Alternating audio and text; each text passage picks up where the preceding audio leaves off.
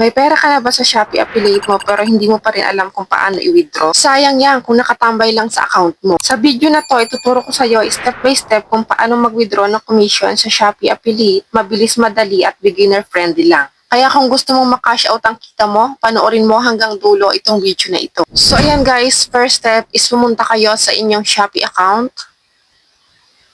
So itap niyo yan. And then dito, pumunta kayo dito sa My Me.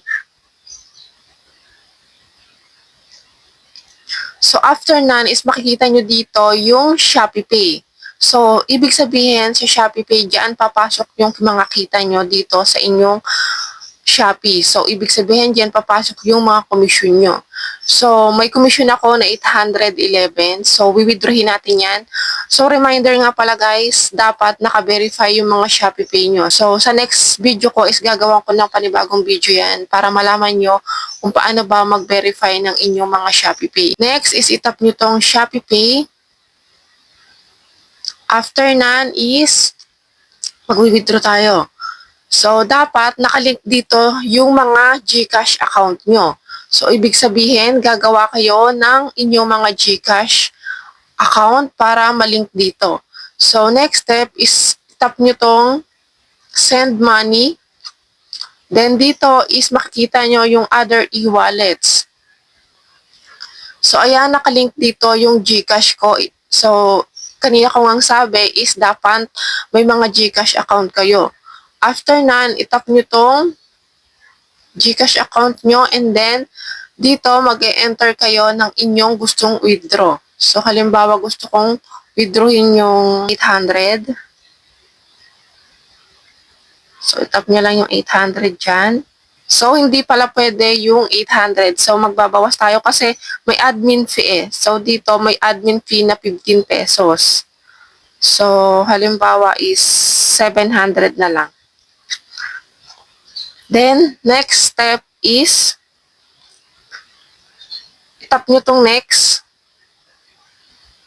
So, ayan, makikita nyo dito yung total amount to pay na 715. May admin fee na 15 pesos. So, masasend siya sa GCash account ko na Mary Jane Edna Lagim. So, yung e-wallet is yung GCash. So, ang alam ko kasi dito sa Shopee affiliate guys is GCash lang yung pwede nyong i-link. So, hindi ko sure kung pwede. So, hindi ko kasi sure kung pwede yung ibang e-wallet, halimbawa yung Paymaya. So, hindi ko kasi sure. So, isa-search ko na lang kung pwede ba dito. So, after nan, isitap nyo tong send money. I-enter nyo dito yung Shopee Pay PIN nyo or yung password nyo sa Shopee. So, hindi ko na lang ipapakita kung ano yung password ko.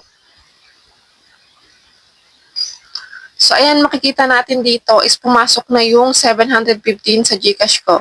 So, itap nyo itong okay. So, ayan, makikita nyo dito sa ating Shopee Pay.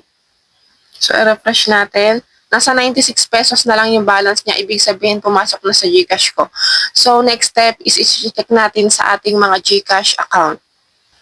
So, ayan guys, makikita nyo dito, pumasok na yung winidraw ko na 715 sa aking Shopee Pay sa Shopee affiliate. So ganun lang kadali mag-withdraw ng ating mga komisyon sa Shopee. Kaya kung may natutunan ka sa video na to, huwag kalimutang mag-like, mag-comment kung may tanong ka at mag-subscribe para more Shopee tips at online income ideas. At kung gusto mo pa ng ibang tutorials tulad nito, i-comment mo lang yan at gagawan kita ng panibagong video. So, yun lang guys. Sana nakatulong sa inyo itong video na ito. And don't forget to like, share, and subscribe para palagi kayong updated sa mga video tutorial na ina-upload ko. So, yun lang. See you on my next video. Bye-bye!